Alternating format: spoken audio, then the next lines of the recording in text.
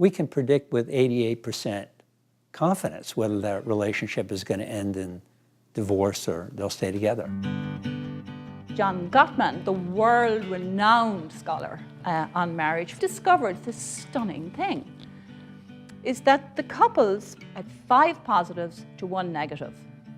Those couples were the happiest, and when they were followed up 6 years later, 10 years later, 20 years later, they're still together and they're still happy. And anyone who fell below that was in varying degrees of trouble.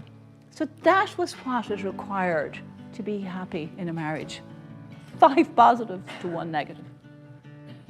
Because it's hard to live with someone. No matter how much you love them, it is hard to live with someone else. And he discovered that, in fact, there was no one type of marriage. He discovered there were 3 types of marriage. There was what he called volatile couples, the kind of couples that are incredibly engaged with each other, the kind of people, if you invite to your house, you really wonder, how they live together.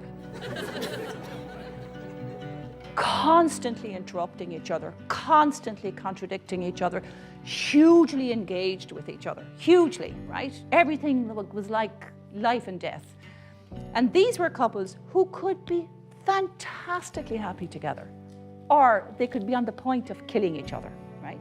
All that mattered was that the ratio was right.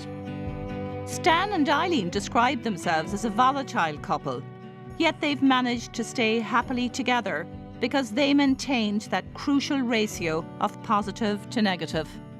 I would say in our 20s and 30s, we'd have been fairly hot under the gun. We were one of those that people said your relationship was founded on good arguments.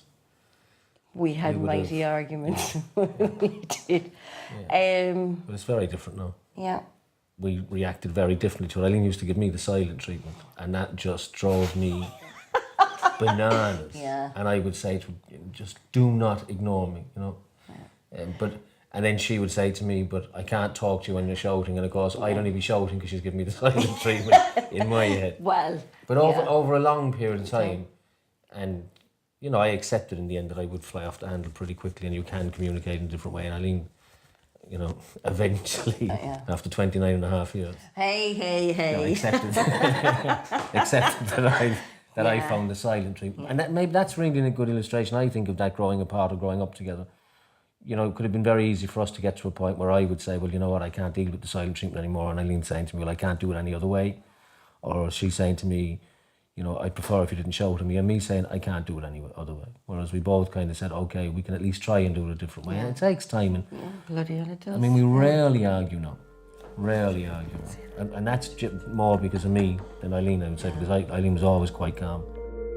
Then there were the couples that, you read about, the kind of like perfect married couples, kind of very calm, compromising with each other, And they, again, could be ones that were hugely happy, really stable, happy marriages, or people who became so bored with each other, that the relationship broke up. They generate only a small amount of negativity, but unless they generate 5 times as much positivity, the marriage goes a bit stale, the relationship goes a bit stale. And then there were the couples where nothing at all seemed to be happening between them.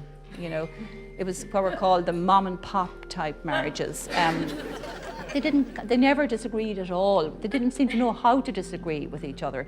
Their idea of a disagreement was to state their opinion, and then the other person would state their opinion, and then that was kind of it.